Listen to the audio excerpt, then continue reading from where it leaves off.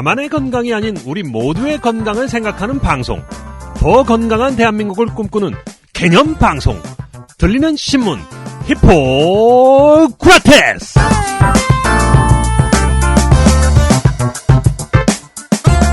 안녕하세요, 청취자 여러분.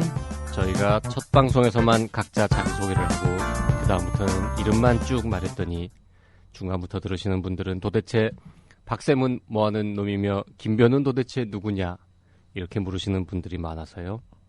오늘은 소개를 한 번 더 하고 진행해 보도록 하겠습니다. 저는 청년의사신문 편집주간이자 개념의료 저자인 박쌤 박재영입니다. 책 하나밖에 없나 봐요. 개념의료. 개념의료 등 여러 권의 책의 저자인 네. 예, 안녕하세요. 저는 국내 이거 쑥스럽다. 제1호 의료 전문 로펌 법무법인 세승의 대표입니다. 김선욱 변호사입니다. 저희도 책 썼어요. 의료와 법이라고. 많이 팔리진 않았지만. 네. 세승이 국내 1호 의료 분야 전문 로펌인가요? 진짜? 로펌들 기라성 같은데 많은데요. 네. 일단은 맞습니다.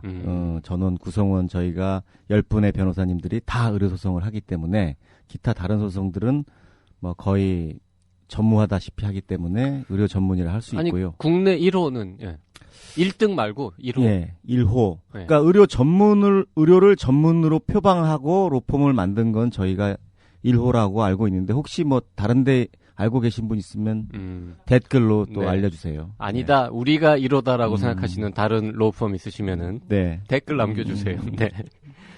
자, 지난주 이슈 내망현에서 저희가 대구의료원 호스피스 병동 운영 중단 논란에 대해서 다뤘었는데요. 그에 대해서 오랜만에 의견 주신 분이 계시네요. 예. 우리 네. 애청자이신 김종훈 교수님이시죠. 인하의대. 네. 자, 교수님 댓글입니다. 대구의료원 호스피스 사건 전말을 들으면서 정말 안타까웠습니다. 그리고 같이 일하는 동료들 사이에 의사소통이 어렵다는 것도 새삼 느꼈고요. 호스피스에 헌신하는 선생님이 동료들에게는 그렇게 받아들여졌다니... 저도 운이 좋으면 말기암으로 생을 마감하겠지요.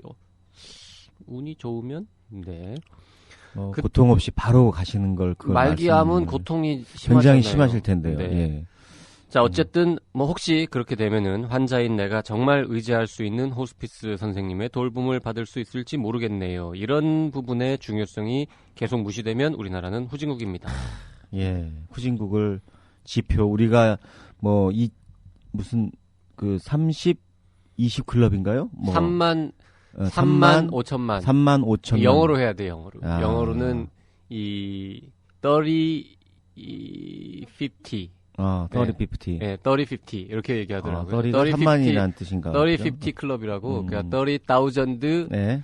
이 1인당 GDP가 3만 30,000 발음이 안 좋아가지고 30,000 달러. 네. 네, 그리고 이 인구가 50 밀리언. 야, 네. 5천만. 네. 그 넘는 나라가 우리가 6번째인가? 내년에 뭐 그렇게 된다고. 네. 그걸로는 뭐 선진국이다 하는데 자, 많은 분들이 김종훈 교수님과 같은 생각을 하셨을 겁니다. 그러게요. 지방의 한 의료원에서 벌어진 그냥 뭐 내부적인 갈등쯤으로 여기서는 안 될 것 같습니다. 그러게요. 호스피스 병동을 운영한다는 게 사실 얼마나 힘든 건지 이거는 좀 정부적인 차원에서 좀 잘 이해하시고 인식하셨으면 좋겠어요. 그러게요. 네. 말 나온 김에 30, 50 클럽에 우리보다 앞에 들어간 5나라가 어디인지 한번 생각해 볼까요?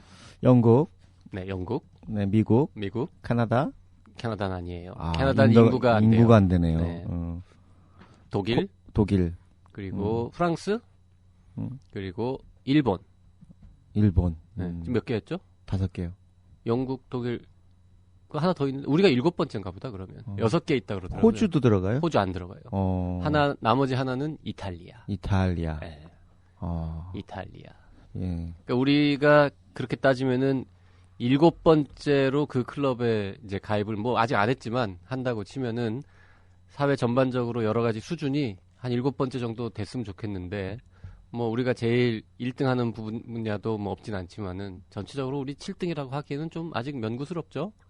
이런 거 보면 호스피스 뭐 이런 거 보면 자, 오늘 히구라에서도 정부가 이 더 좋은 한 7번째 수준의 좋은 나라가 되기 위해서 제발 좀 의료 분야에서는 이런 것 좀 알았으면 하는 내용들을 다룹니다. 심장 스텐트 시술에 대한 급여 기준 개정으로 심장내과와 중소병원들이 멘붕에 빠졌다고 하는데요. 자세한 내용은 잠시 후 이슈 내망현에서 살펴보겠습니다. 예, 광고 듣고 와서 히포크라테스 2014년 10월 10일 방송 시작하겠습니다. 청년의사 앱 2.0 출시 기념 리뷰 이벤트.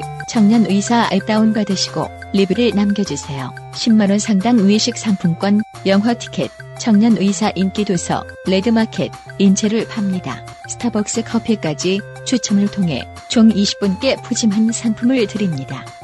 10월 17일까지 청년의사 홈페이지를 참고하세요. 뉴스 브리핑 시간입니다. 청년의사 신문 송수연 기자 나와 있습니다. 안녕하세요. 송소연입니다. 예, 정부가 원격 모니터링 시범 사업을 시작했다고요. 네, 말도 많고 탈도 많던 시범 사업인데요. 강원도 홍천군과 경상북도 영양군 내 보건소에서 원격 모니터링 시범 사업을 시작했습니다. 원격으로 시범 사업을 하기로 했던 나머지 서울 송파랑 충청남도, 전라남도 내 보건소 3곳과 6개 의료기관, 그리고 군이랑 교도소 등 특수지 시설 2곳도 10월 중에는 실시를 할 예정이라고 합니다. 이번 시범 사업의 목표는 원격 모니터링의 안전성과 유효성을 검증하고 원격 진료의 안전성 검증, 원격 모니터링 등에 대한 건강보험 수가 개발, 그리고 원격 의료의 기술적 안전성 검증 등이 그 목표입니다. 전체 대상 환자 규모는 1,200명이고요. 이들 중 600명은 그 원격 모니터링을 받는 실험군이고 나머지는 일반 대면 진료를 받는 환자로 이렇게 구분이 돼서 시범 사업이 진행됩니다. 대상 환자는 그동안 시범사업 참여 의료기관에서 진료를 받은 환자 중에 본인이 동의를 거쳐서 모집할 예정이라고 합니다. 1,200명을 600명 나눠가지고요. 이게 지금 하겠다고 한지 보름도 안 돼서 바로 시작한 거니까요. 그러게요. 진짜 뭐 하겠다고 발표하자마자 바로 시작하네요. 네. 말씀하신 대로 그래서 이 원격으로 시범 사업을 진행하는 보건소 쪽에서도 정부가 너무 밀어붙이는 통에 힘들어 죽겠다 이런 하소연이 나오고 있습니다.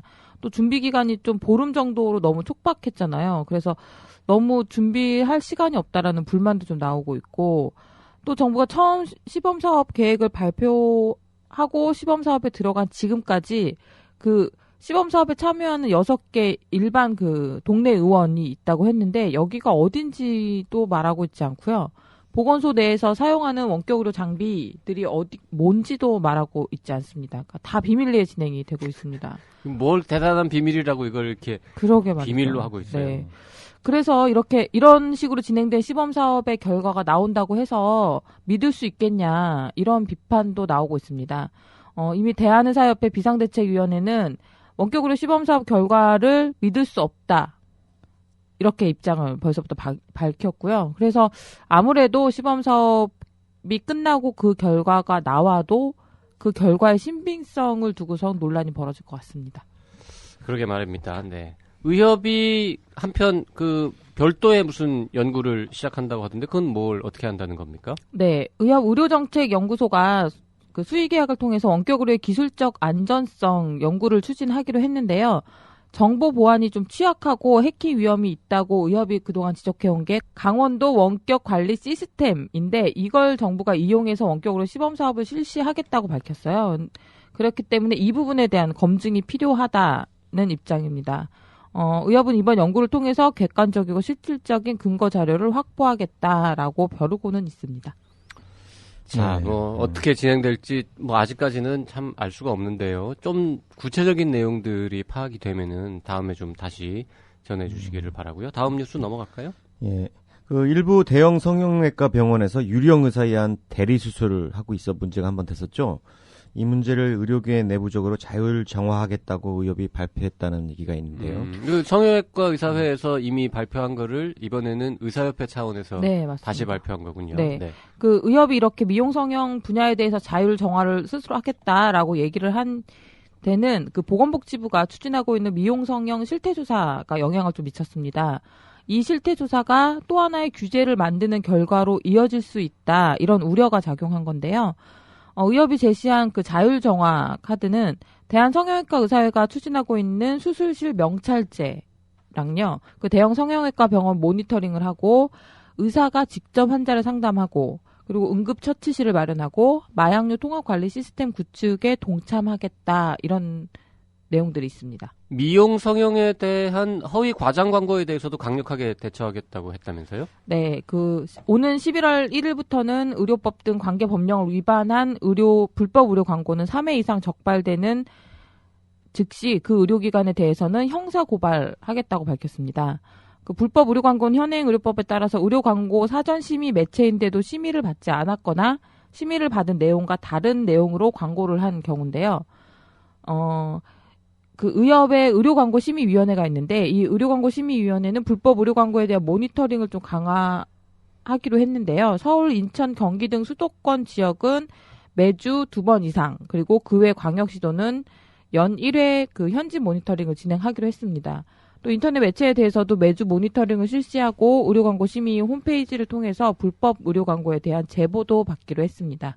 그 불법 의료 광고로 적발된 의료기관에 대해서는 조금 더 집중적으로 모니터링을 실시하고요. 누적 위반 횟수에 따라서 처음에는 시정 안내문을 발송하고 그래도 고치지 않으면 경고장을 보내고 그리고 최후에는 형사 고발까지 추진한다. 그리고 사후 관리 처리 기준도 마련했습니다. 아유, 병원들이 뭐 이제 이것저것 해서 규제들을 많이 당하겠네요. 예. 근데 뭐 어쨌든 이 미용 성형에 관한 허위 과장 광고 이건 좀 예? 네. 좀 해야 돼요. 규제를. 너무 심하게. 비포 애프터. 지금 와닿는 일선에서는 그 비포 애프터 사진을 갖다가 홈페이지에다가 그냥 그대로 게시한 곳에 대해서는 행정 조치들을 하고 있다는 얘기들은 있습니다. 네. 다음으로 넘어가겠습니다. 그 사무장병원으로 확인돼서 재판이 진행 중인 경우 요양급여비를 못 받게 됐다는데 어떤 일이죠, 이게?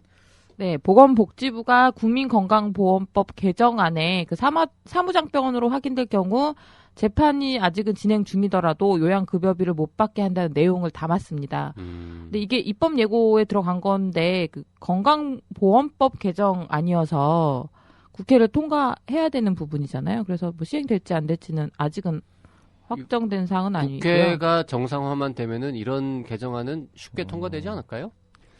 예, 이미 일선에서는 이 법 없이도 그 경찰에서 기소 의견으로 검찰에 송치된 경우 그때 이미 지급 정지를 하고 있고요. 그래요. 네, 그러고 있습니다. 이미 이제 벌어지고 있는 일입니다. 그 재판을 질질 끌고 막 이렇게 해가지고 재판이 진행되는 동안에도 계속 뭔가 사무장병원이 운영되는 일이 없도록 하겠다. 뭐 이런 거잖아요. 예, 그래서 그런 게 작년부터 국정감사에서 지적이 돼가지고 올해 이미 몇몇 사무장병원 그 경찰 조사가 있었고 검찰의 기소 의견으로 송치되면 그 즉시 이제 경찰이 뭐 여러 가지 공단도 그렇고 복지부도 그렇고 행정 비위 사실이 있기 때문에 통지를 하거든요. 그 통지를 받아보면 그때서부터 지급 보류를 하고 지급 정지를 하고 그러고 있었습니다. 네. 뭐 현실적으로도 그렇고 네. 이 개정안의 취지에 대해서는 뭐 다들 공감하실 텐데 혹시 재판이 아직 안 끝났는데 뭔가 이렇게 선의의 피해자가 발생할 우려 뭐 이런 건 없나요? 그러니까 이게 그렇죠. 그러니까 제가 했던 사건들 중에서 하나는 그 경찰이 기소 의견을 올렸는데 검찰에 가서 결국에는 몇 개월이 걸려서 무혐의가 났어요. 그럼 어떻게 해요? 그래서 거의 10억 가까이를 그 요양급여 비용을 못 받고 네. 그걸로 임대료도 밀려가지고 돈도 못 내고 그런 경우에는 쫓겨나게 생겼고 다 망가지게 생긴 거죠. 그런 경우는 어떻게? 예, 그렇게 되면 이제 다시 그 국가를 상대로 또 아니죠. 이제 공단에서 여태까지 지급 보류했던 부분들에 네. 대해서 모아둔 돈이 있을 거 아닙니까? 네. 그거를 이제 다시 돌려줘야 되는데 뭐 이자도 제대로 안 쳐지는 것 같고 돈도 한꺼번에 안 나오는 것 같고 이게 참 사실은 무죄 추정의 원칙이라는 게 있는데 공단에서 약간 그 좀 확대 해석을 해서 이 경찰에서 조사 받고 있는 것 자체가 뭐 우리 뭐 김현 의원도 무죄 추정의 원칙에 따라서 해외 자주 나가시잖아요. 그런데 갑자기 또 김현 의원 얘기는 왜 하는 거예요? 그러니까 뭐 근데 이건 무죄 근데 어쨌든 추정인데 듣자하니 무죄 추정의 원칙 그런 차원에서 뭔가 이렇게 대비책도 좀 마련을 하고 있다면서요, 개정안에서. 공단이 지급 보류 전에 반드시 해당 요양기관에 의견 제출 기회를 좀 제공하도록 했고요. 재판 진행 후에 무죄 판결이 나면 그 보류했던 급여 이외의 이자까지 가산해서 지급하도록 규정을 담았습니다. 그러니까 이자 지급 규정은 없었는데 이제 그거가 추가가 되는군요. 그러니까. 그렇죠. 근데 이게 참 한번 그 돈 거의 요양 뭐 성형병원들이야 뭐 상관이 없는데 요양급여 비용 갖고 먹고 사는 병원 입장에서 큰 타격이죠, 사실은. 그렇죠. 이미 그게 문을 닫게 판결 되는 날 수도 때까지는 1년 네. 1년 이상 걸릴 수도 있고요. 하긴 뭐 그때까지 병원 문 뭐- 닫았는데 이자 쳐서 주면은 뭐예요? 다시 열기도 어렵고. 그렇죠. 그러니까 대부분 그로 인해서 이제 근로자들이 나가니까 퇴직금을 또 줘야 되고 이게 이제 설상가상에 계속 붙는 거죠. 그러니까 그럴 의심이 있는 병원 운영을 하셔서는 안 되는 거고, 그게 악용되는 경우 제가 사례를 직접 해결해 봤는데, 결국에는 임대료도 못 내가지고 쫓겨나게 생겼고, 뭐 이러는 상황이 있었습니다. 근데 그걸 고발한 사람이 병원 건물주였어요. 진짜. 왜냐하면 왜? 병원이 잘 되니까 네. 내보내고, 다른 더 비싼. 그렇죠. 그걸 다른 병원에다 넣으려고 그걸 고발했거든요.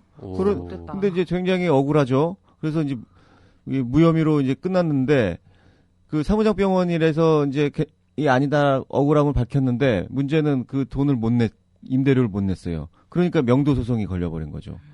2회 이상 월세를 못 냈으니까. 그러니까 그 원래 그 건물주 악덕 건물주가 노렸던 게 다 이게 달성이 되는 이루어진 거죠. 거죠. 예. 참 문제. 자, 그것도 그거지만 근데 실제로 재판이 끝나가지고 요양급여비 이미 이제 재판 중에 나갔던 것들을 네. 환수해야 될 거 아니에요? 재판이 네. 확정이 되면. 네. 근데 그 환수되는 그 비율도 되게 줄고 있다면서요?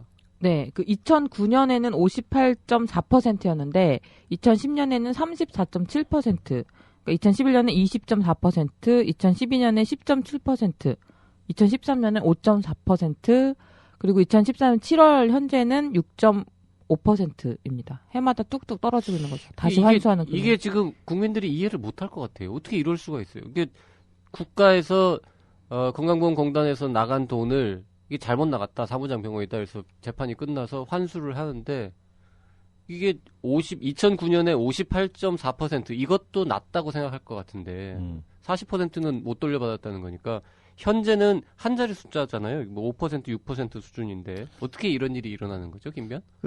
아마 그 사무장병원이라고 이제 되면은 면허정지도 나오고 형사처벌도 받으니까 이제 거기에 폐업을 하게 될 수밖에 없겠죠. 도망가는 거구나. 그러면. 아예 문을 뭐 닫아버리고. 도망을 갔다기보다는 이제 더 이상 경제 활동을 못 하기 때문에 네. 그러면 좀 환수를 해야 되는데 경제 활동에 대한 이제 못 하니까 그거를 과거에 쌓아뒀던 돈으로 가지고 와야 되는데 사실은 이게 허위 청구한 거하고 좀 달라요. 병원에서 그렇죠. 이미 진료는 뭐 사실은 진료는 했으니까. 다 했고 또 진료를 하기 위한 여러 인력들에 대한 급여도 다 줬고 세금도 다 내고 다만 그 가버넌스 그 운영 주체가 의사가 아니라 일반인이라는 그의 문제점이 있는 건데요. 네. 그러면 그때 제공됐던 의료 행위나 의료 급여 자체가 잘못되냐? 네. 그건 아니라는 거죠. 그렇죠. 참 애매하죠. 그죠? 그 애매하죠. 그러니까 그것에 대해서는 사무장을 이제 족치면 되는데 네. 과거에 지급했던 돈까지 다 환수한다는 게 약간 무리가 있을 수도 있습니다. 또 어쨌든 방법이 없다는 거 아니에요. 사무장이 그냥 그쵸, 예. 예. 정리하고 그냥 돈 예. 없다 이러면은. 네, 그러니까 이거예요. 국민들은 그게 사무장병원인지 아닌지 모르고 가서 진료를 받고 자기 돈이 나았어, 부담을 병이 내. 심지어. 예. 네. 그렇죠. 그러니까 거기 뭐 의료사고가 난 것도 아니고 네. 정상적으로 갔는데 다만 그거의 실제 운영 주체가 일반인이더라. 이렇게 되는 거예요. 참 그렇게. 예. 근데 그래서 그걸 과연 다 돈을 다시 토해내라고 하는 것 자체가 그게 이제 건강보험 재정에 뭔가 그게 애로사항이 생겼냐. 물론 사무장병원은 돈벌이를 하기 위해서 영리를 하기 위해서 쓸데없는 뭐 과잉 진료를 과잉 진료를 한다. 네. 뭐 이럴 수도 있어. 근데 그게 꼭 사무장병원이라서 그런가? 개인 의사들은 꼭 그런 사람이 없냐? 그럼 개인 의사가 과잉 진료한 것과 사무장병원이 한 게 과연 질적인 차이가 있느냐? 이런 부분은 좀 생각을 해봐야 될 필요가 있습니다. 그렇게요. 간단한 문제가 아니네요, 네. 그냥. 그러니까 그렇다고 해서 사무장 병원을 뭔가 허용하는 것도 뭐 사실상 어렵고. 그러니까 그거는 정책적 판단의 문제지 공과의 문제라, 그러니까 부적절한 문제는 아니란 말이에요. 왜냐하면 외국 같은 경우에는 사무장병원들이 맞는 거예요. 영리병원이라고 얘기하는데. 그죠? 그죠. 그러니까 거기서 뭐 진료를 했다고 해서 무조건 그게 잘못됐냐? 거기서 보험 준 거 나쁘냐? 그건 아니잖아요. 그러니까 우리나라의 어떤 특수한 이 제도 때문에 사무장병원이 있으면 안 되는데 있고 거기서 뭔가 청구를 한 게 잘못됐다. 그럼 이제 그걸 가지고 어떻게 해야 될 거냐? 그거 좀 굉장히 고민스러운 문제인 거죠, 사실은. 하여간 그 부분은 좀 사실 여태까지 그 공단에서 이런 국정감사의 지적사항도 있고 막 이러기 때문에 어쩔 수 없이 한 면도 분명히 있고 여러 가지 이유 때문에 그 좀 미리 지급 보류를 하고 환수를 해간 거는 있긴 한데 이게 이제 무죄 추정의 원칙이라든지 여러 가지 점에서 봤을 때 좀 더 고려를 해서 입법으로 해결을 해야 될 문제다. 그래서 이 국회에서 이 법안이 아마 그 단지 정서적으로만 갈 게 아니라 조금 좀 심각하게 논의가 될 필요가 있습니다. 그래요. 왜냐하면 그 병원을 이용했던 환자들은 그 순간 지급 보류를 하거나 정지를 하는 순간 그 병원 자체 기능이 없어지는 거거든요. 그럼 장기 입원한 사람들은 퇴원해야 돼요. 그럼 치료를 계속 받던 사람들이 치료를 못 받는 상황이 생깁니다. 다른 병원으로 가야 되고. 그럼 이것도 환자들이 불편할 수도 있는 거예요. 어쨌든 지금 김변은 사무장 병원을 허용하자라고 주장하는 건 아니죠. 그러면은 그런 발언이 굉장히 위험한데. 그거는 그 정책적인 문제예요. 네. 예, 그러니까 뭐 그거에 대해서 일부 긍정적인 면도 있고 전 세계적인 추세다라고 얘기할 수도 있는 거예요. 그거는. 그러니까 이 말을 사무장 병원이라고 해서 우리나라에서 사무장 병원이라는 게 과연 뭐 아주 절대 악이냐, 논리적으로 전 세계적으로 그러냐, 그 부분에 대해서 좀 더 생각해 볼 필요가 있습니다. 그래요. 뭐 고민해보자. 그러니까 우리가 얘기하는 사무장 병원은 정말 돈벌이만을 목적으로 해서 의사들을 착취하고 환자들 주머니를 털어내는 그런 악덕 사무장 병원을 말하는 거죠. 그래요. 그 사무장 병원 관련해가지고 이게 관련이 있는 거예요? 그 세승에서 무슨 그 포럼인지 뭐 토론회 준비한다는. 예, 그래서 저희도 한 11월 약간 관련이 있죠. 예, 30일 날 여태까지 지금 그 최근에 그 의료 생협들 이 사무장 병원으로 대부분 전환이 됐습니다. 사실은 처음부터 그랬던 거고요. 한 60군데 정도가 보건복지부 실사를 받고 있고요. 그다음에 서울중앙지검에서 한 20군데 사무장병원이 압수수색 당해서 조사를 받고 있어요. 그래서 지금 사무장병원에 대한 어떤 이슈가 굉장히 큽니다. 그래서 저희 법인에서도 11월 30일 날 일요일 날인데요. 세미나를 한번 이 주제에 대해서 한번 얘기를 해보려고 합니다. 어떻게 도대체 이 사무장병원 문제를 좀 슬기롭게 그러게요. 해결할 거냐. 이거는 사실 우리나라 건국 이래부터 계속 있었던 문제예요. 사실은 1973년 의료법 개정될 때까지는 사무장병원이 불법은 아니었어요. 허가제로 운영이 됐었습니다. 아, 그래요? 예. 가령 뭐 제일병원이라든지 이런 데는 제일제당에서 만든 거거든요. 그리고 그 이후에 73년도 이후에 의료법 개정으로 일반인이 이제 병원 못 하게 됐거든요. 그러니까 그 이후로는 이제 우리가 말하는 사무장 병원은 안 된다. 이런 제도가 된 거죠.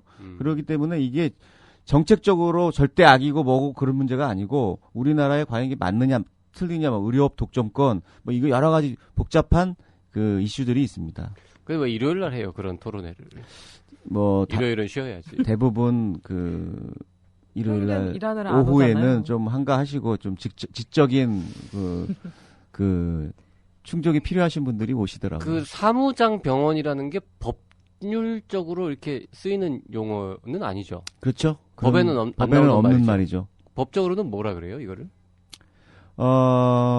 비의료인에 의한 의료기관 개설 중에서 네. 비영리법인이 아닌 의료기관 개설이죠. 복잡하네요. 어렵구나. 네. 그러니까 사무장 병원이라고 네, 하는 우리나라는 의료인하고 비영리법인 중 일부만이 그 병원을 할 수 있기 때문에. 그러니까 의료인하고 그 병원을 의료기관을 운영할 수 있는 제한적인 의료법인 그 비영리 법인들 빼고 나머지 뭐 예, 누군가가 일반인, 병원을 차리면 그게 다 사무장 병원이다 그렇죠. 이렇게 통칭하는 거군요. 네. 네. 알겠습니다. 사무장 병원 얘기는 뭐 정말 오래된 얘기인데요. 뭐 다음에 또 하고요. 다음 뉴스 이거 아주 의사들이 들으면 뭐 간호사들도 그렇겠지만 굉장히 나름 잘 됐다. 네, 기뻐할 만한 씁쓸하게 웃으면서 기뻐할 만한 소식이 하나 있네요. 응급실에서 폭력은 행사하지 않고 욕설 등의 폭언만 했는데도 처벌받은 유죄 판결이 나온 뭐 그런 일이 있었군요. 네, 그 최근 춘천지방법원이 그 강릉 아산병원 응급실에서 근무하던 전공의에게 욕설 등 이렇게 폭언을 퍼부은 환자에게 징역 1년, 집행유예 2년을 선고했습니다. 그러니까 폭력이 아닌 폭언만으로도 유죄가 처분된 거여서 좀 야, 주목되는 사안인 거죠. 이게 뭐 집행유예긴 하지만 징역형을 그렇죠. 선고받아도 굉장히 센 거잖아요. 욕한 것 치고는 네, 굉장히 많은 얼마나 네. 폭언을 많이 했을까? 뭔 일이 있었던 거예요? 네, 이게 올해 2월에 있었던 일인데요. 오전 8시경에 목이 아프다면서 응급실을 환자가 찾았습니다. 근데 전공의에게 그 자기 공명 영상 진단, MRI 촬영을 요구를 했어요. 근데 전공의가 응급실 진료 규정에 따라서 우선 신체 검진에 대해서 좀 설명을 하고 촉진을 좀 하겠다 이렇게 요청을 했는데 협조하지 않고 네가 뭔데 내가 아픈데도 MRI를 안 찍겠다는 거냐, 뭐 XX 뭐 이렇게 욕을 하면서 그거 정확하게 요게 그거는 이제 그거 없어요 그거? XX년 X년 뭔지 알 것 같지 않으세요? 잘 모르겠는데요. 하여튼간 앞에 XX년은 숫자가 들어간 거고 동물이 들어간 거고 하여튼 숫자와 동물이 막 들어간 년이라고 네. 막 외쳤군요. 네, 이런 욕설을 막 퍼부었다고 합니다. 그래서 이 환자가 난동에서 응급실에 난동을 이렇게 부리고 하니까 응급실에 있던 소아 환자랑 부모들이 자리를 이동했고요. 보안 요원도 출동을 해서 몇 차례 이렇게 제재를 했지만 뭐 거의 통제할 수 없을 정도로 심하게 이렇게 욕하고 이렇게 했다고 합니다. 그래서 경찰에 신고를 했지만 이미 환자는 욕설을 퍼붓던 환자는 자리를 피한 상태여서 자리를 피했다는 거는 진료를 안 받고 그냥 나갔다는 그렇죠. 뜻인 거죠? 네네. 그래서 현행범으로 체포는 되지 않았던 거죠. 그리고 나중에 이 전공의가 그 환자를 고소했고 그리고 이 환자는 응급의료법 위반 혐의로 징역을 구형받게 된 겁니다. 전공의가 나중에 네. 그러니까 접수는 했으니까 신원은 파악이 된 거고 그죠. 뭐 CCTV 이런 거 다 있고 하니까 그게 네. 응급의료법 위반이 되는군요. 그러니까. 그렇죠. 네.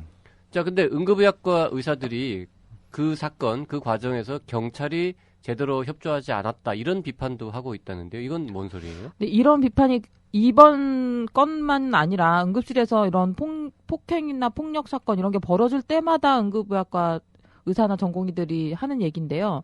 이런 일이 벌어질 때 그 경찰이 현장에 출동해도 거의 협조를 제대로 하지 않는다. 그리고 이번 건은 또 폭언을 행사하고 의료진을 위협해서 진료까지 방해를 했는데 그 지역 경찰 측에서는 오히려 모욕죄로 그냥 합의를 하자. 이렇게 사건을 무마하려고 했다고 합니다. 그러니까 그 현장에 국회의원이 있어야 돼요. 그래서 국회의원이 수사과로 뭐 어디 그냥 지구대 이런 데로 가지 말고 내가 누군지 알아 이거. 수사과로 보내서 정식으로 입건해서 조사를 해야 돼 이렇게 지시를 해줘야지 이 사건화 되는 거고요. 네. 이 안 하면은 그냥 힘없고 백없는 일반인들이 얘기하면은 얘기가 안 먹히는 거죠. 그러니까 이렇게 경찰이 출동했을 때 경찰이 조금 더 적극적으로 나서서 그러면 안 된다는 걸 좀 하면 그 응급의학과 전문의들이 하는 얘기는 조금 그게 좀 줄어들 것 같은데 경찰이 출동해봐야 환자 편을 들거나 그냥 뭐 이쯤에서 좋게 네. 좋게 해결하시죠. 뭐 이렇게 얘기하죠. 뭐 이렇게 하니까 보통. 해결이 그 현장에서는 안 되고 나중에 법원까지밖에 갈 수 없다고. 그러니까요. 이게 우리 대리기사 폭행 사건 지금 떠들썩한 사건 있잖아요. 경찰도 문제가 있는 겁니다. 분명히 법 집행을 제대로 해야 되는데 만약 그때 그냥 그분이 국회의원이 아니었으면 이렇게 뭐 그냥 아예 왜 싸우고 그러세요. 그냥 다들 이렇게 해서 다 집에 가세요. 이렇게 했을 거예요, 진짜로. 그래서 대리기사도 집에 가고 여기 있는 사람들도 이제 가고. 근데 그렇게 막 집단으로 맞았는데 어떻게 그러겠어요? 국회의원이 국회의원이 아니라고 하더라도 뭔가 사건은 터졌겠죠. 이렇게 커지지 않았을 뿐이지. 그렇게 때렸으면 안 그런가? 네, 모르겠습니다. 사실은. 네. 자, 어쨌든 이런 경우가 처음인가 봐요. 이게 화제가 되는 걸 보면.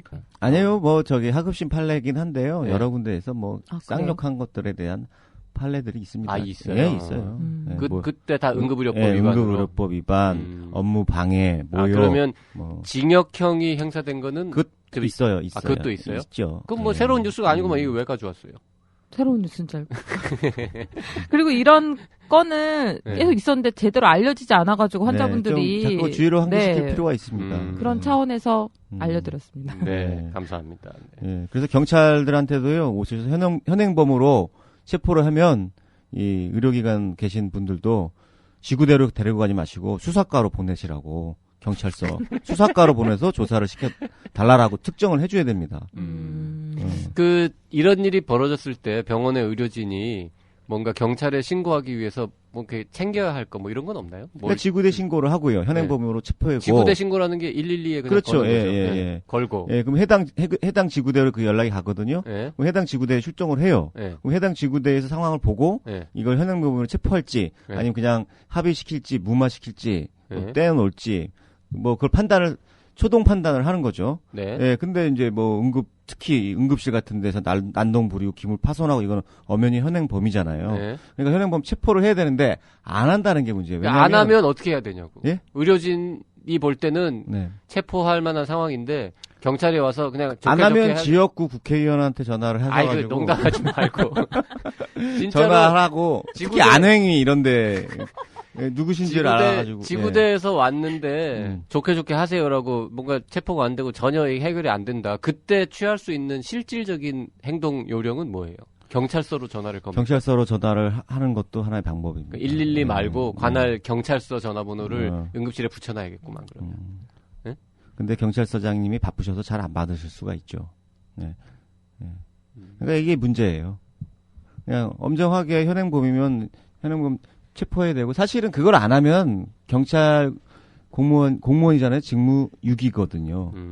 그걸 안 하는 거니까. 경찰도 막 정말 심한 경우에는 직무유기 혐의로 고발할 수도 있고 그런 경우가 있어요. 근데 이제 이게 애매한 경우가 있어요. 초동에서 와서 의사가 자칫 또 경찰한테 막 흥분해가지고 당신 말이야 직무유기로 혐의로 고발할까 이러고 막 또 하면은 그럼 공무집행 방해죄가 되지 않나요? 그건 아니에요. 네. 그건 아니고, 않아요? 그 봤을 때 뭐 그냥 단순한 따지는 정도다라고 해서 경찰이 이거는 현행범으로 보기는 어렵다라고 할 수는 있는데 진짜 쌍욕이 나갔거나 그 녹화가 돼 있거나 녹음이 돼 있어야 됩니다. 그러니까. 근데 CCTV에 보통 음성은 녹음이 안 돼. 보통이 아니라 못하게 돼 있죠. 아예 못하게 돼 있어요. 예, 딱 그랬을 때 핸드폰을 그렇죠. 알아서 녹음을 해야 돼요. 딱 해서 그다음 경찰한테 들려주고. 뭐 이왕이면은 동영상으로 찍는 게 더 좋겠네요. 그럼요. 확실하잖아요. CCTV보다 화질 몰래 카메라도 아니고 이거는 대화자 스마트폰 화질 대화를 욕으로 해서 그렇지 대화자 간에는 다 녹음 청음 그다음에 녹화가 다 가능합니다. 아니야. 근데 또 보면 이런 사람들은 딱 이렇게 전화기 들고 녹화를 딱 하잖아. 그럼 또 욕을 안 해. 그래서 몰래 녹음하는 게 더 나을 수도 있을 것 같아요. 그걸 가지고 다녀야겠네요. 녹음기. 펜으로 된 녹음기 하나씩. 장동건이 네. 신사의 품격에서 들고 다니던 그 녹음기 응급실 근무 때 필수품 될 수도 응급실 있겠는데요? 근무자들한테는 진짜 하나씩 해가지고 그거는 하나씩 그 청년회사에서 이렇게 나눠주셨으면 청년회사에서? 우리 이벤트를 하나 할까? 괜찮은데요? 여기 연필 많이 꼽으니까 그러니까. 그 중에 하나 네. 녹음. 그래서 단추 하나 이렇게 딱 누르면은 바로 다 녹음되도록 비쌀 것 같은데 근데 그거 넘어가죠. 네. 그 마지막으로 전해줄 뉴스가 있는 것 같은데 한국에서는 어떤 의사가 돼야 될까? 재미있는 얘기네요. 네, 두 분 MC 분들은 우리나라 의사는 좀 이랬으면 좋겠다 이렇게 생각해 본 적 있으신가요? 뭐 많이 생각하죠. 네, 어떤 의사였으면 좋겠다고 생각하세요? 그건 뭐 글쎄요. 뭐 갑자기 이렇게 어려운 질문을 하고 좋은 의사, 따뜻한. 저는 전문가로서 품위와 권위를 잃지 않고 따뜻한 마음을 갖고 절제하는. 그 모범 답안이 있잖아요. 이렇게 유능하고 윤리적이고 따뜻한 의사. 뭐 이런 사람이 되면 많으면 좋겠죠. 네, 제가 이 질문을 드린 이유는 최근에 대한의사협회가 그 한국의 의사상이라는 걸 발표를 했습니다. 의사상? 네, 의사상. 프라이즈 말고? 네, 어떤 상 주는 게 아니라, 맞습니다. 의료정책연구소와 그 한국의학교육평가원이 함께 제작을 했는데요. 무려 4년 동안 제작을 하는 과정을 거쳤다고 합니다. 뭐 진료 능력만 중요하게 생각했던 과거와는 좀 달리 요즘에는 사회적 책무도 좀 강조되고 있는 상황이잖아요. 그래서 그런 시대상을 반영했다고 합니다. 전문 직업인으로서 추구해야 할 가치와 역량을 환자 진료, 소통과 협력, 사회적 책무, 전문 직업성, 교육과 연구 이렇게 5개 영역으로 구분을 해서 뭐 명시를 좀 해놓고 있습니다. 근데 뭐 얼마나 두껍고 막 복잡한 내용이길래 이걸 4년 동안 만들어요? 내용이 많거나 그런 건 아닌데 네. 그걸 아까 말했던 5가지 영역별로 좀 간단하게 정리를 하는 과정이 더 힘들었던 것 같아요. 이거군요. 네네. 각 분야에 뭐 한 페이지 뭐 이런 정도네요. 네네. 지금 다 읽기는 굉장히 어려운데요. 내용을 간단하게 좀 어떤 내용이 들어있는지를 좀 소개를 해주시죠. 일단은 환자 진료 영역을 좀 보면요. 그 의사는 뭐 환자 진료를 위한 전문적인 지식과 임상 술기 능력을 갖춰야 하며 뭐 이렇게 설명을 해놨습니다. 그리고서 역량에 뭐 의학 지식 및 임상 술기 해가지고 전문적인 의학 지식과 적절한 임상 술기 능력을 갖춰야 한다. 뭐 환자의 상태를 파악하고 진단 치료하는 과정에서 환자 중심의 태도를 견지하며 정확한 의학적 판단과 적절한 임상적 결정을 내릴 수 있어야 한다. 이렇게 좀 세세적으로 분류를 나눠서 설명을 했습니다. 이런 식의 설명해 놓은 거는 뭐 소통과 협력, 사회정책무, 전문 직업성, 교육과 연구 그 분야들도 다 마찬가지고요. 네. 한 5개 영역으로 이렇게 한 10몇 줄씩 이렇게 적혀 있는데 각주도 있어요. 각주가 25개가 붙어 있습니다. 이거 만드느라고 좀 고생을 하셨을 것 같아요. 이거 어디 의사협회 홈페이지 같은 데 가면 볼 수 있나요? 네, 의사협회 홈페이지에 볼 수 있고요. 그리고 지금 의협 차원에서 각 시도의사회나 개원의협의회 산하단체를 통해서 배포를 했다고 합니다.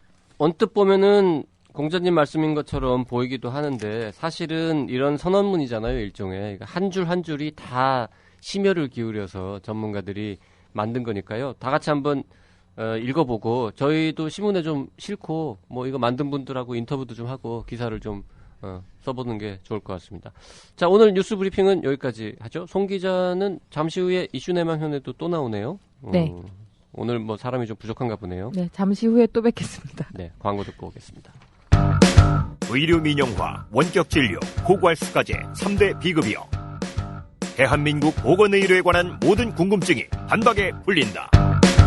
복잡하기 짝이 없는 한국의 의료 현실을 이렇게 선명하고 친절하게 그려낸 책은 없었다. 개념 의료. 왜 병원에만 가면 화가 날까? 교양 시민을 위한 개념 있는 의료 이야기. 더 건강한 대한민국을 위해 우리 모두가 알아야 할 불편한 진실.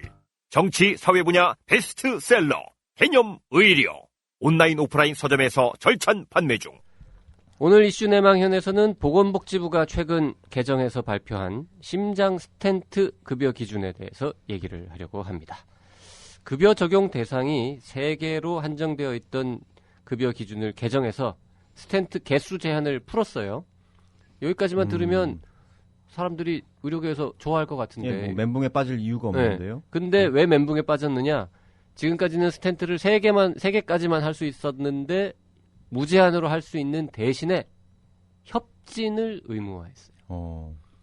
아시다시피 스텐트는 언뜻 듣기엔 그럴 수도 있죠. 근데 아시다시피 이제 스텐트 시술이라는 게 심장내과 의사들이 하는 거잖아요. 근데 하기 전에 흉부외과 의사들하고 협진을 반드시 해야만 한다. 이렇게 이제 규제를 한 거죠. 내과하고 외과하고 별로 안 친한 거 아니에요? 그러니까요. 이제 자세한 내용이 어떻게 되는 건지 좀 알아보겠습니다. 송 기자 계속 전해주시죠.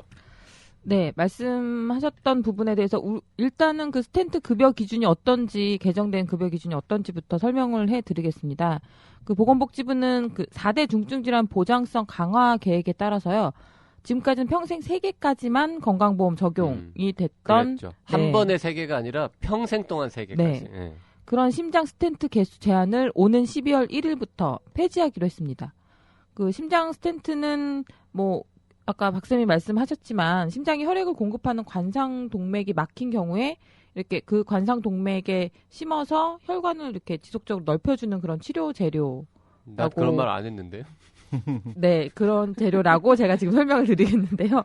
네, 이런 그 복지부는 심장 스텐트 개수 제한을 폐지한 대신에 그 관상동맥 우회로술, 개용수술 이걸 대상으로 추천하는 중증 관상동맥 질환에 대해서는 심장내과 전문의와 흉부외과 전문의가 심장 통합 진료를 통해서 치료 방침을 결정해야 사례별로 요양급여를 인정하기로 했습니다. 두 과의 협진이 필요한 중증 관상동맥 질환은요. 보호되지 않은 좌주 관상동맥 그리고 다혈관 질환입니다. 네, 혈역학적으로 불안정 응급 상황인 경우에는요, 심장 통합 진료를 거치지 않고 스텐트 시술을 해도 사례별로 그 급여를 인정하기로 했습니다. 자, 이게 이제 좀 복잡한 내용인데요. 정리를 좀 해볼까요? 이거 김변은 다 이해하시죠? 뭐 잘 알듯 몰라요. 말듯. 네. 네.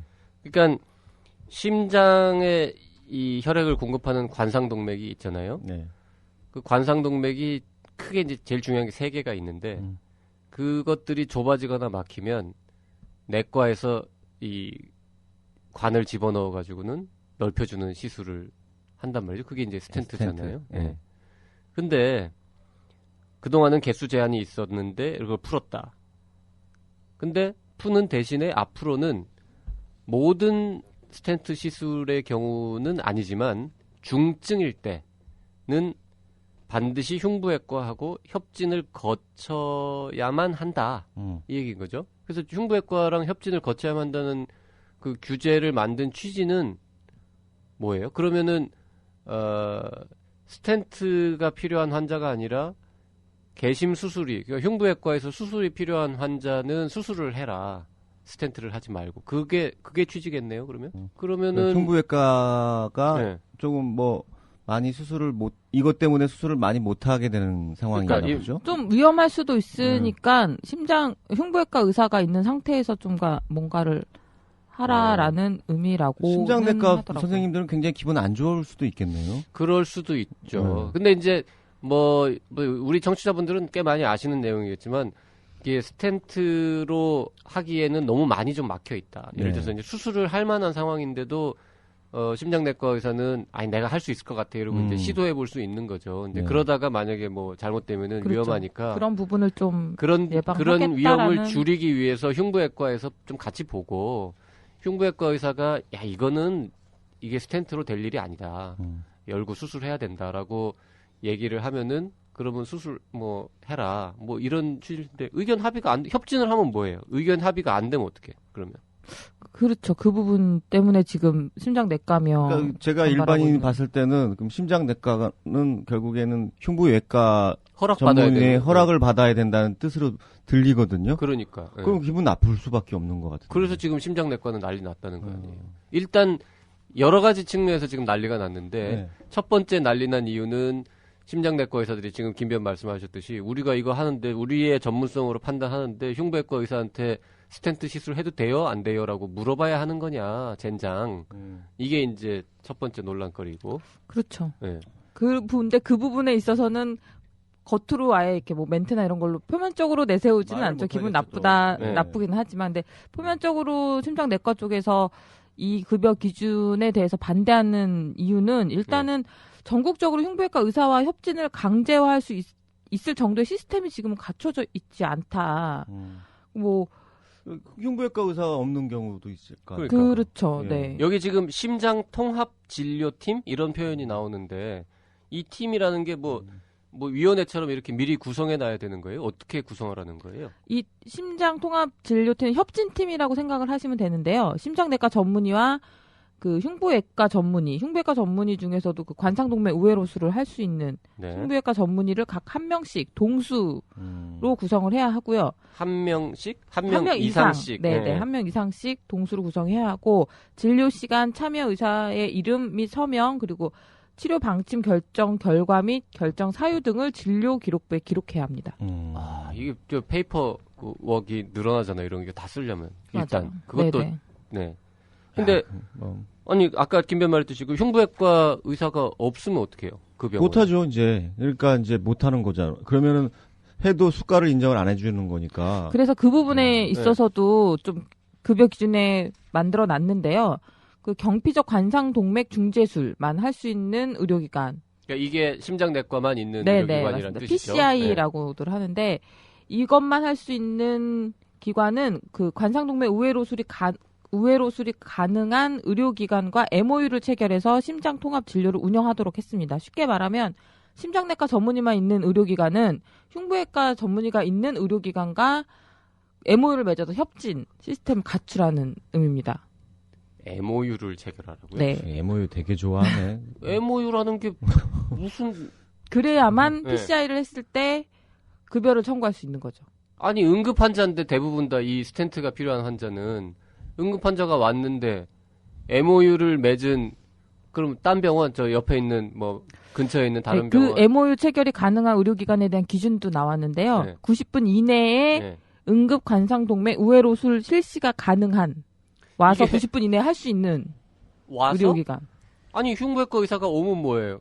그 기구가 없는데. 그리고 풍선 펌프 및 관련 장비 운영 인력 등도 보유해야 합니다. 그거 가져와서 뭐 하는 건지 이게 환자를 보내겠다는 건지. 90분 이내에 수술을 할 수 있는 병원 이라고 적혀 있는데 이 말 자체가 이해가 안 간다. 이게 환자가 도착하면 그로부터 수술 준비해가지고 시술할 때까지 90분 이내에 할 수 있는 병원이라는 뜻인 건지 아니면 90분 안에 흉부외과 의사가 뛰어와서 환자를 협진을 할 수 있는 병원이라는 뜻인지 뭐 그것도 잘 이해가 안 가요. 좀 애매하기는. 네. 예. 네, 뭐 기구도 하더라고요. 없고 네. 그리고 네. 뭐 그러니까 흉부외과 의사가 만약에 그냥 제가 듣기로는 네. 그냥 잘 모르는 사람이 듣기로는 그냥 90분 거리 안에서 네. 그 부르면 이렇게 오셔가지고 봐줘라. 보고 네. 예 뭐 가능하겠네요 그러면 이렇게 이게 아이고, 하라는 참- 얘기네요. 이해가 안 가는 게 봐봐요. 그러면 90분 거리에서 흉부외과 전문의가 왔어. 와서 보고 스텐트 시술 하세요 하면은 하면 되는데 그럼 그 흉부외과 의사는 도로 가잖아요. 그럼 그 양반은 90분 왔다가 진료하고 90분 다시 돌아가는데 그 시간이며 노력에 대해서는 누가 보상해 줄 것이며 그 만약에- MOU에 들어가 있어야겠죠. 그게 일당을 얼마를 그리고 쳐서 주시겠다. 시급을 얼마를 줄 예, 거니. 그리고 만약에 이거는 수술이 필요하다라고 판정을 하면 환자를 옮겨야 되잖아요. 그 병원에서 못 하걸랑요. 그러면 다시 또 90분 동안 앰뷸런스 타고 가서 수술을 하라는 뜻인가? MOU를 무슨 내용으로 뭐 맺어야 된다 뭐 이런 것도 정부가 발표했어요? 아니 그런 내용은 없습니다. 상식적으로 어떤 내용으로 MOU를 쓸 수 있을지가 상상이 안 되는데. 뭐 우리는 서로 이런 환자에 대해서 서로 협조한다. 네, 잘하자. 그 네. 정도죠. 뭐 거기다가 뭐 돈 얼마를 준다 뭐 이런 거 쓰면 이제 계약서가 되는 거죠. 아 그럼 그것도 못 들어가네요. 그 MOU라는 거는 뭐 다 아시겠지만 그냥 메모랜덤 오브 언더스탠딩이잖아요. MOU가. 영어 많이 나오네요. 그래서 우리가 서로 상대방의 입장을 잘 알았다. 니네 생각을 이해했다라고 하고 사인하는 거고 아무런 법적 구속력도 없고 뭐 구체적인 내용이 담기는 문서가 원래 아닌데 이걸 체결하면 뭐해? 실제로 어떤 일을 하고 그거에 대해서 보상을 어떻게 할 건지가 약속이 돼야 되는데 그건 아니고 정부에서 숟가락을 더 줄 리도 없고 협진료는 준대요. 협진료? 얼마를 준다고요? 협진료 그 부분도 뭐 협진료를 보통 이제 대학병원에 큰 병원에 흉부외과도 있고 심장내과도 있을 때 협진료라는 거는 이미 있죠. 그거는 이제 3층에 있던 의사가 4층에 가서 환자를 잠깐 보고 판단해 주는 거니까 뭐 얼마 안 돼요. 이렇게 매겨져 있는데 지금 그 돈을 준다는 건 말이 안 되잖아요. 멀리에서 그쵸. 이렇게 왔는데 MOU도 체결했는데. 근데 이런 구체적인 제가 지금 말씀드리는 이런 질문들에 대해서는 정부는 아직 아무 얘기 안 했어요? 네. 그 우리가 물어봐야지. 송 기자가 좀 물어봐요. 가서 어떻게 물어보려고 약속은 잡아놨습니다. 인터뷰 약속을 잡아놔요. 네. 그러게요. 이거 뭐 참 어떻게 하자는 건지 잘 이해가 일단 안 이러니까 가는데. 이제 중소병원들은 중소병원 죽이고 빅5만 살리려고 그러는 거다. 네. 언제 이렇게 또 얘기를 하겠죠. 그러니까 현실적으로 MOU를 체결해서 뭔가 한다는 거는 딱 듣기에도 말도 안 되는 얘기 같이 들리거든요. 그러면 결론은 다 있는 모든 과가 다 있는 모든 수술이 다 가능한 큰 병원만 대학병원만 해라. 스텐트는 거의 뭐 이런 수준으로 들린단 말이죠. 뭐 그런 거예요. 그래서 우리 시골에 가보면 그 방사선 진단 방사선 그 영상의학과 네. 전문의가 없는데 있는 것처럼 이제 그 해놓고 외부에 있는 의원 열어두신 분하고 사실 내부적 계약해놓고 그 청구를 한단 말이죠. 마치 진단 내부에서 한 것처럼. 영상의학과 전문의가 본 것처럼. 그리고 나중에 실사해가지고 없었잖냐라고 해가지고 다 또 환수하죠. 이제 그렇게 탈법으로 운영되다가 걸려서 또 환수 엄청 당할 것 같습니다. 진짜 그런 그럴 수도 문제도 있겠네요. 있고. 네. 근데 사실은 요 방안이 9월 달에 이미 얘기가 됐던 거잖아요. 근데 이제 그때는 이런 얘기가 있었어요. 그 MOU가 가능한 요양기관 조건에 이 영상 매체 이렇게 네네. 우리 그 뭐라 그래요? 되게 팍스. 영상 검사 결과만 보면은 얼마나 막혔는지를 보면은 판단할 수 있으니까 뭐 환자를 보는 것도 필요하지만 원격으로도 가능한가 그렇죠. 보네요, 그런 식으로 어. 외부에 있는 의료 정보가 공유가 되면 그 네트워크만 되면은 외부에 있는 병원에서도 이 필름만 보고 뭔가 판단할 수 있, 협진을 할 수 있다. 뭐 이런 내용도 있었던 것 같은데 마지막 맞습니다. 최종안에 보면 없던데요. 네. 그건 어떻게 된 9월 거예요? 11일에 그 행정 예고했던 그 개정안에는 말씀하셨듯이 MOU가 가능한 요양기관 조건에 영상 정보 공유가 가능해야 한다는 조건과 심장 통합 진료는 영상 등 매체 활용이 가능하다. 이런 문구가 있었습니다. 이것도 일종의 원격 의료를 염두에 두고 만든. 근데 없어졌대잖아요. 네, 근데 최종 안에는 이 부분이 빠졌습니다. 말씀하셨듯이 아무래도 원격 의료 관련돼서 논란이 너무 심하니까 이 부분까지 그냥 처리하면 논란이 더 의사님은 뭐 심할 수 있으니 뺀 것 앰뷸런스 같습니다. 타고 빨리빨리 오셔야겠네요. 그러니까 그 부분도 참 일단 뭐 좀 더 알아봐야 되겠지만 일단 약간 황당하고요. 이 한국의 병원들끼리 협진을 하는데 MOU를 개별적으로 알아서 맺으라는 거잖아요, 지금.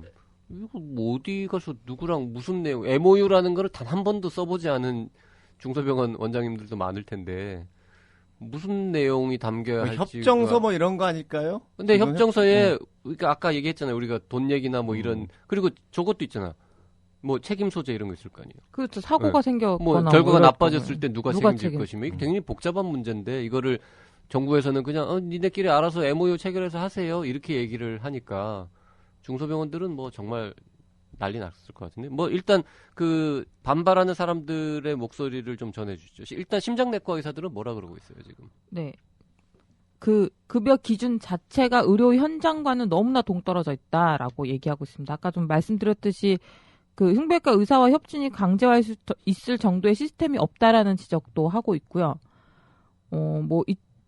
그 심장내과 흉부외과 수술 실적이나 뭐 인력 규모 등의 격차가 너무 커서 그런 시스템을 갖출 수 없다라는 게 심장내과 쪽의 하긴 지적입니다. 그 심장내과 의사가 흉부외과 의사보다 훨씬 많잖아요. 그렇죠.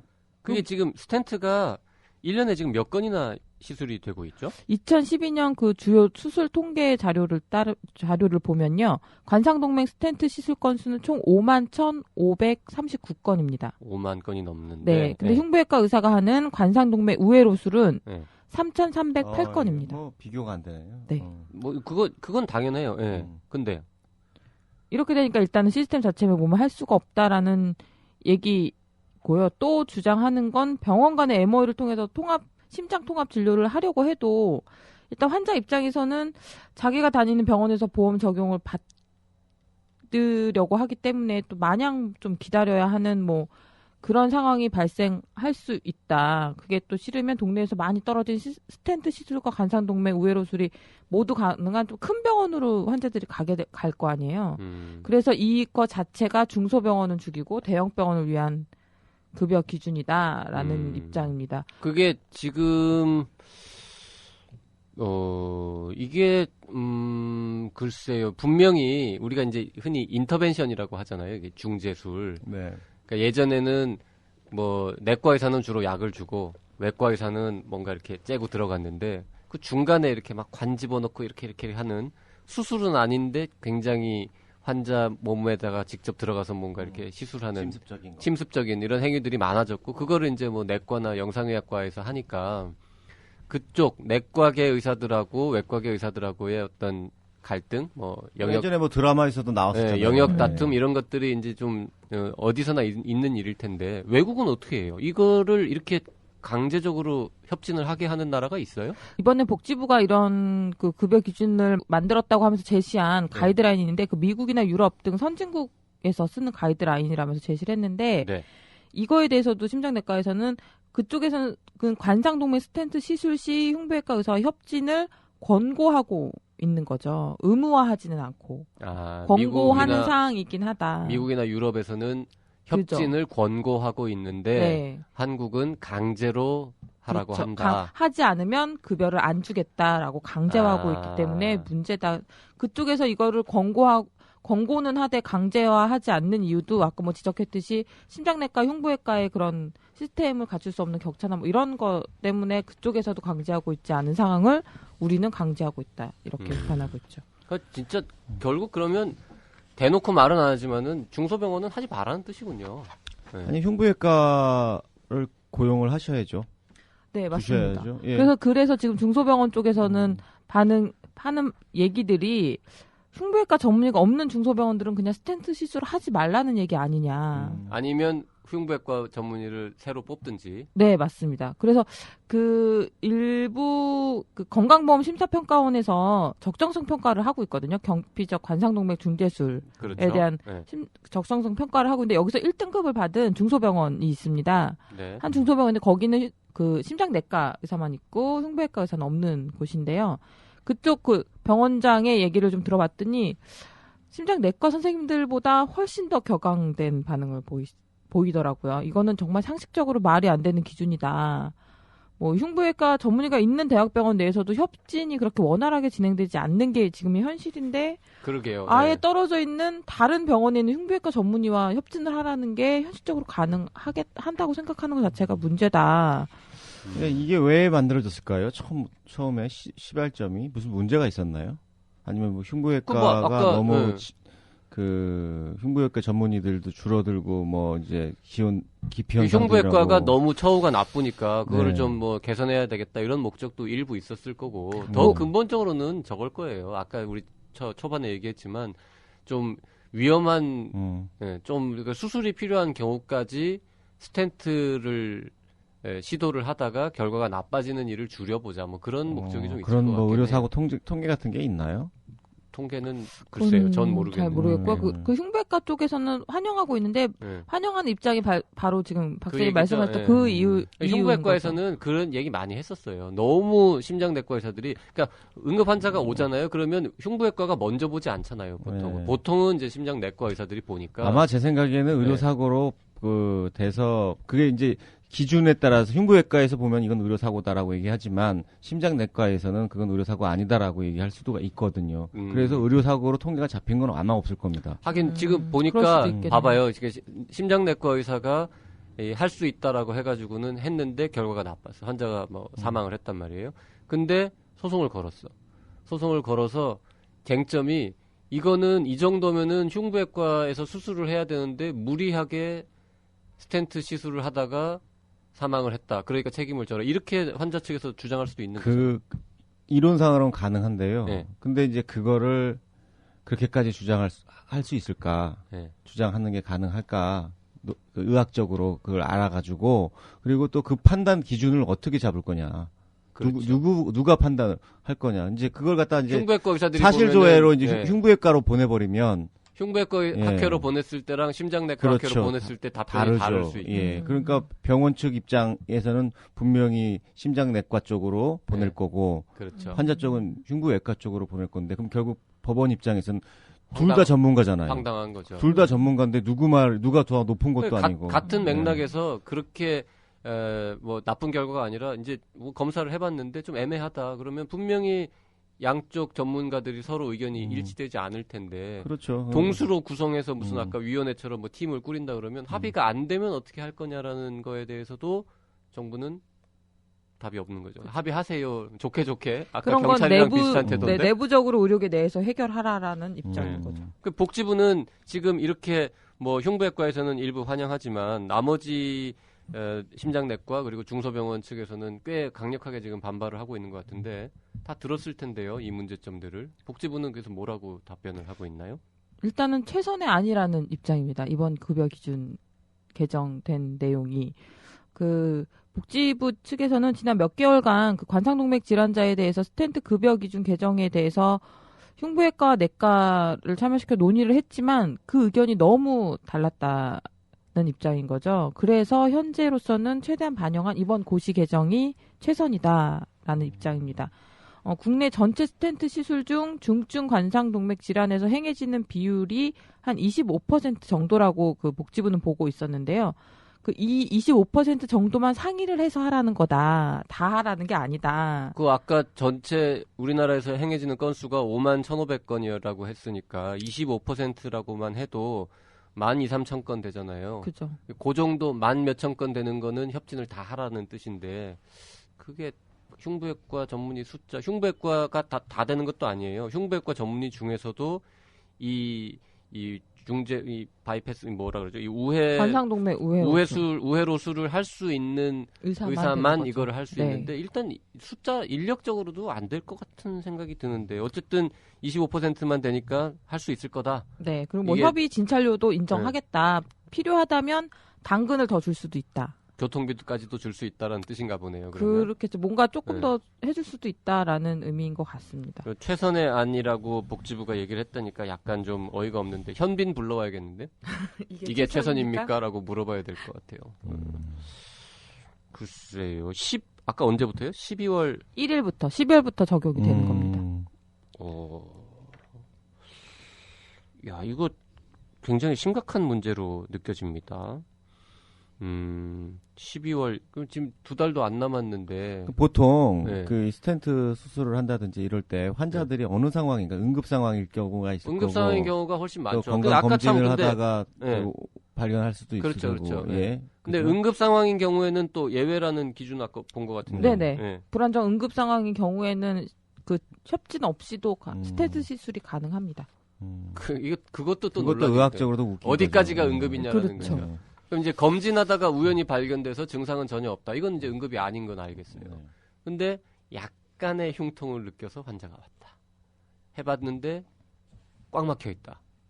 우리 흔히 하는 말로 뭐 조금만 늦었으면 큰일 날 뻔했어요. 이런 경우는 그리고 흉통이 좀 있잖아요. 그럼 뭐 그럼 응급이 아니에요. 그건. 로컬에서 워크인으로 그냥 네. 수석 빨고 왔다가 네, 좀 걸어- 이상하면 응급실로 다시 들어오세요 이렇게 하겠네요. 네. 응급실을 거치면 응급 네, 환자인가 그러면? 일단 그렇게 추정되겠죠. 네.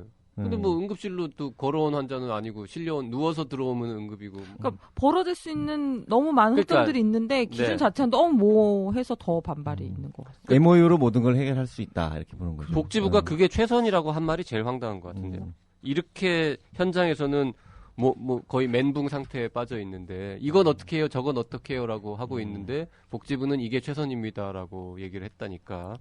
이게 복지부의 시각이 이번 그 급여 기준 건은 심장내과와 흉부외과의 밥그릇 싸움으로 보는 시각이 더 큰 것 같아요. 그래서 두 사이의 입장을 최대한 조율해서 내놓은 안이기 때문에 최선의 안이라고 생각하는 것 같습니다. 뭐 국민의 입장에서는 그 양 전문의가 다 봐주시면 좋죠. 예, 그래서 수가가 나오면 더 좋겠는데 현실적으로 그게 서로 미루어져 가지고 또는 그걸 또 우회하기 위해서 진짜 피하다가 더 나빠질 수 있지 않을까 그런 문제도 있네요. 그러게 말입니다. 뭐 다른 거 다 좋은데요. 딱 그거 하여튼 꼭 물어보고 싶은 거 좀 복지부 가서 좀 여쭤봐 주세요. 네, 알겠습니다. MOU를 도대체 무슨 내용으로 표준 하나 아마 만들어 샘플을 하나 만들어 주든지 갑을 써가지고요. 흉부외과 있는 병원하고 없는 병원하고 그럼 누가 갑이 되는 해가지고 거죠? 글쎄, 뭐 하여튼 갑을 써가지고 갑은 뭐 한다, 을은 뭐 한다, 뭐 문제 생기면 어떻게 한다, 뭐 돈은 어떻게 지불한다, 뭐 이런 거에 대해서 제 생각에는 김변 이거 쓸 수 있을 것 같아요. 뭐 우리는 못 쓸 능력이 상상이 안 돼요. 무슨 내용으로 어떻게 쓸 수 있을지에 대해서 복지부에서 MOU 샘플을 하나 내놓든지 아니면은 아까 말한 그 애매한 부분들 어디까지 응급으로 볼 건지 그런 거를 조금 더 해줘야 될 것 같아요. 그러지 않고 그런 과정 안 거치고 그냥 전문가들끼리 뭐 그동안 계속 논의했는데 합의가 안 되니까 이게 최선이야라고 던지고 뭐 우린 몰라라고 얘기하고 협의 우리가 규정한 대로 안 하면은 돈 안 줄게. 이 태도는 좀 문제가 있는 거예요. 그러게요. 이게 그러니까 또 흉부외과하고만 그 MOU를 하는 게 아니라 사실은 흉부외과가 단독으로 개업하신 분이 많습니까? 아니 이거 지금 흉부외과로 개업한 분들도 있긴 하지만 네, 많지는 않을 것 같은데. 이 관상동맥 우회로 수술을 하려면 네. 대원가에서는 못하는 그러니까요. 거예요. 그 그러니까 대학병원이나 큰 병원, 뭐 네. 큰 병원인데 그 병원 간에 병원간으로 해야 되는 거죠. 예, 네, MOU거든요. 병원 간 MOU. 그러면 그건 사실은 그렇게 할 게 아니라 그러면 그 흉부외과가 있는 데는 상대적으로 또 심장내과도 있을 거 아니에요. 그럼요. 그죠? 그러니까 기존에 그러니까 심장내과가 있는데 흉부외과가 없는 경우는 있겠지만 흉부외과를 그 하야할 정도면 심장내과도 있겠죠? 그렇죠. 그럼 환자를 그쪽으로 트랜스퍼하라는 얘기네요, 결국엔. 그러니까요. 지금 중소병원들의 지금 불만은 그런 거죠. 이거 사실상 중소병원은 하지 말라는 거 아니냐. 이송하고 그런 전원시키고. 뜻으로 들린다라는 거죠. 예. 흉부외과 전문의는 이 심장 열 수 있는 전문의가 있는데 심장내과가 없는 병원은 아마 전 세계에 없을 것 같아요. 그런 병원이 있을 수가 없잖아요. 그렇죠. 예. 그러니까 이게 탁상 행정에서 나온 게 혹시 아닐까 하는 우려를 조금 하게 됩니다. 예. 딱 봐도 탁상 행정인데 이거. 예. 우리가 지금 막 떠들면서 얘기한 이 몇 가지 문제점들, 의문 사항들에 대해서 명쾌한 답을 내놓지 못하면 이건 탁상 행정이에요. 이 정도면은.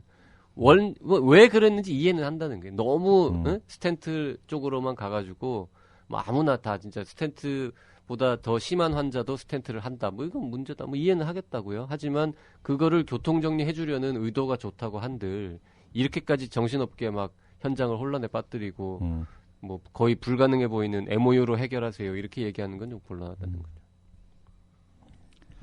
그죠? 네. 뭐 마지막에 안 받아주지 왜? 자, 그러면 요 부분도 저희가 좀 더 취재해가지고요. 복지부도 뭔가 생각이 그래도 있을 수도 네, 있잖아요. 그렇죠. 네, 예. 뭔가 보관을 가지고 지금 아직 발표 안 한 뭔가 멋진 방안이 있을 수도 있으니까 좀 더 물어보고 더 비판을 하든지 아니면 그 대책을 알려드리든지 하도록 하겠습니다. 예, 뭐 저희 얘기가 또 공론화돼서 좀 좋은 정책이 다시 모디파이 됐으면 좋겠습니다. 복지부에 계신 분들 중에도 몇 분 저희 방송 들으신다고 들었는데 요 담당하시는 그 중증 질환 보장팀에서도 듣고 계신지는 잘 모르겠네요. 예. 예. 알겠습니다. 오늘 이슈 내망현 여기까지 하겠습니다. 송 기자 수고했습니다. 감사합니다. 사는 사람, 파는 사람, 훔치는 사람.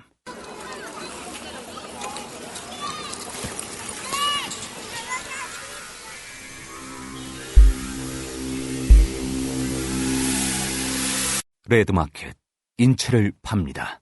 장기와 뼈, 살아있는 사람을 사고 파는 섬뜩한 지하세계. 삶과 죽음이 냉정하게 현금으로 거래되는 시장.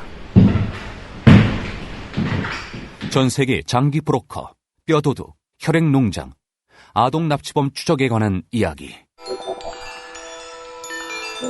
레드마켓, 인체를 팝니다. 서점에 있습니다. 오늘 히포크라테스는 여기까지입니다. 히구라 청취 소감은 페이스북 청년의사 라디오 혹은 팟빵 아이튠즈 등에 댓글 남겨주시면 되고요. 이메일 radio@docdoc.co.kr로 보내주셔도 됩니다. 1666-1895로 문자 주셔도 됩니다. 예, 지금까지 PD 송수연, 작가 김은영이었습니다. 들리는 신문 히포크라테스 2014년 한글날 다음날 10월 10일 방송 마치겠습니다. 감사합니다. 네, 감사합니다.